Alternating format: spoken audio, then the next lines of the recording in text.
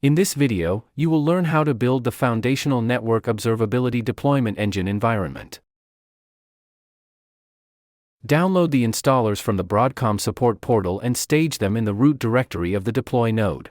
Once the files are staged, execute the tar xvf command to extract the packages and prepare them for installation.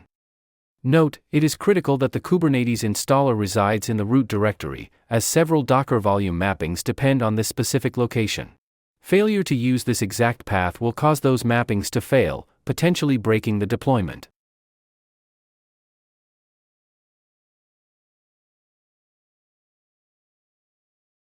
Next, on the deploy node, update all installed software packages to their latest available versions by executing the dnf update command.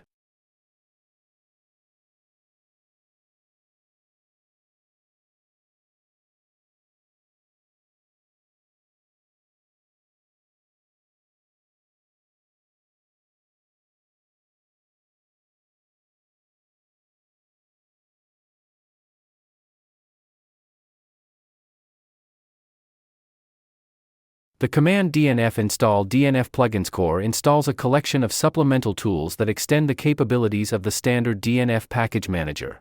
In the context of a node deployment, these plugins are essential for managing software repositories and build configurations that aren't available in the default OS installation. Execute the dnf config manager add repo command. This tool is used to register new software sources, or repositories, on your Linux system. Next, install the core container components by executing the dnf install dockerce cli command. This installs both the dockerce engine, which acts as the background daemon for managing containers, and the dockerce cli, which provides the command line tools necessary to interact with that engine. Execute the systemtool command to ensure Docker starts after reboot. Execute the ssh keygen command to create a pair of security keys. This will allow the deploy node to communicate with other nodes without requiring a password. Next, on the master node and on all worker nodes in the cluster, execute the following commands on each system. First, make sure all installed software is up to date.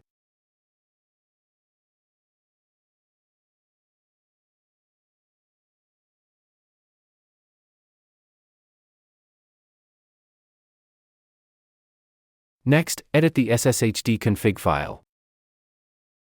Set the permit root login property to yes. Save the changes and restart sshd.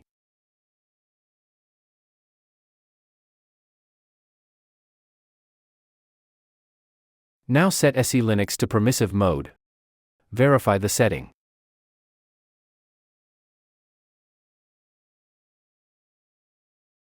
Now make the config persistent across reboots. Next, stop and disable the firewall on the system.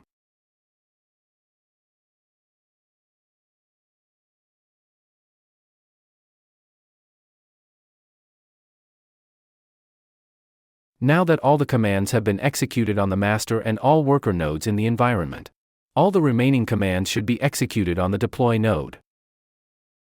To finalize the environment configuration, update the vars YAML file with the specific parameters required for the cluster deployment. Begin by defining the cluster name to uniquely identify the environment. Next, update the Ansible user and Ansible become password to provide the necessary administrative credentials for the automated deployment. Now specify the admin public keys path to point to the SSH keys generated earlier, ensuring secure, passwordless communication between nodes. Next, populate the control plane IPs and worker node IPs lists with the static IP addresses of the respective master and worker nodes. To finalize the configuration, add the keep alive enabled parameter to false. This parameter is used for lab and demonstration environments. Please note that additional high availability parameters may require adjustment to support the specific architected deployment design of your environment. Once you have verified all necessary fields, save your changes and exit the file. The next step is to load the prepackaged container images into the Docker engine using the docker load command. This command will take some time to complete.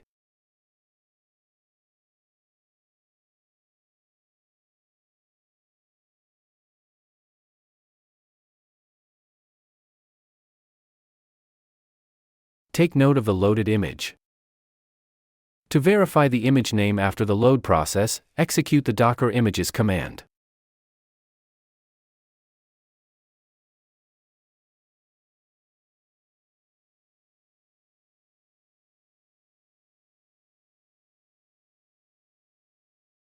Export the Docker home variable.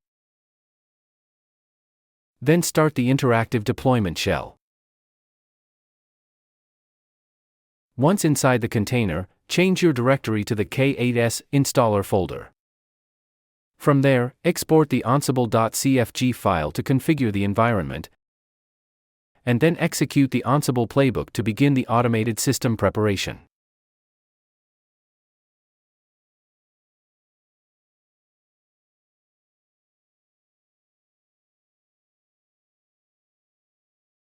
The preparation time will vary depending on the size of your environment. For the purpose of this demonstration, this process has been accelerated.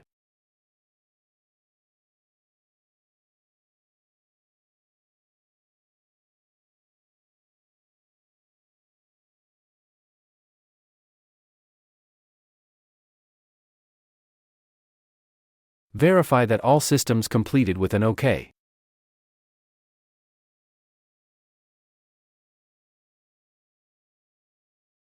To deploy the container as a service, run the Ansible deploy playbook. Ensure the cluster name is correct for your environment. The deploy time will vary depending on the size of your environment. For the purpose of this demonstration, this process has been accelerated.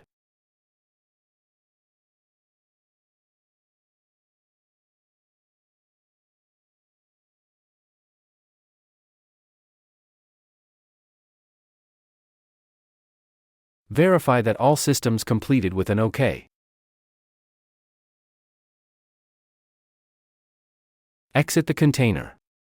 And then execute the following commands to verify cluster access. It is recommended to add the export statement to the root.bashrc file. This ensures the environment variables are loaded automatically, eliminating the need to manually run the command during each login. Copy the Kubernetes command line tool binary to a standard system path. List the nodes in the Kubernetes cluster, verify they are in a ready status.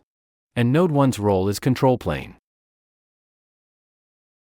Next, list the pods, verify that they are either in running or completed status.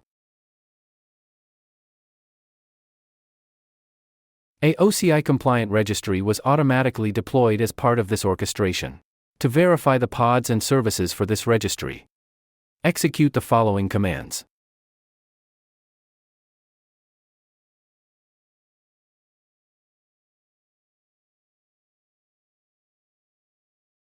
Harbor registry is secured with a TLS self-signed certificate. This certificate is present on the master control plane node, under etc, SSL, certs directory. The name of the file is node_config_ masternode ip.crt. Copy this file to etc, SSL, certs directory on the deployment host. Next, configure Docker to communicate securely with the Harbor registry. Create the specific directory structure required for Docker to store and recognize the security certificates for your private Harbor registry.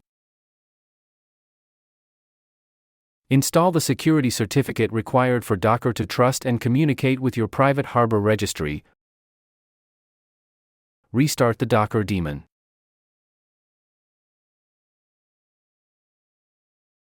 Now, perform authentication to your private Harbor registry, granting the Docker engine permission to pull and push container images. Next, use curl to interact with the Harbor REST API. Create a new storage namespace, known as a project, within your OCI-compliant registry. This project must be named NetOps. Verify that the NetOps project was created. The first step is to log into Broadcom in order to pull Docker packages. this requires a registry token along with your Broadcom support ID to securely pull packages. Refer to this document for the steps to follow to acquire the token. Export your Broadcom support ID. Export the token acquired from Broadcom support.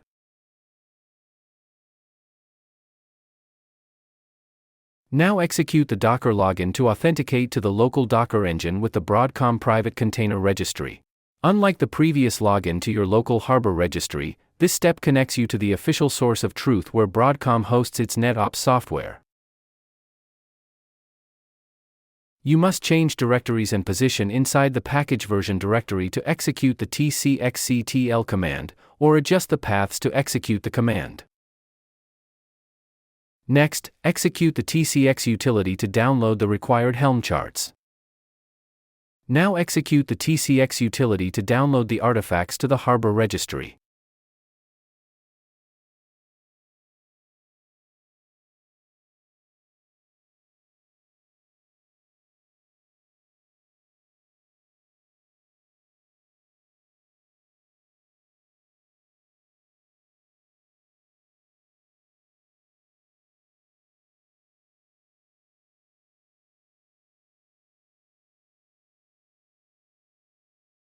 To verify the artifacts in the registry, execute the following curl command.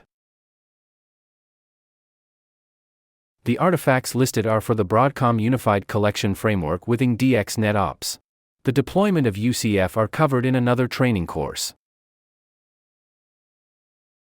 Next, execute the tcx utility to deploy LCM, ensure the master node IP, the cluster name, and cert statement with the master IP are correct.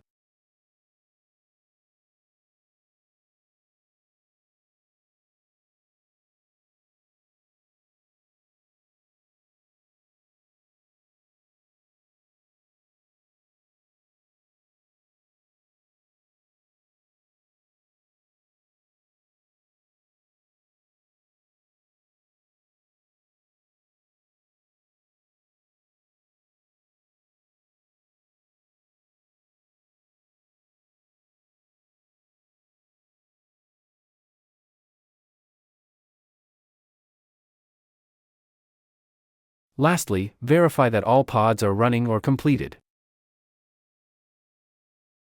The installation of the NetOps node environment and the Lifecycle Manager is complete.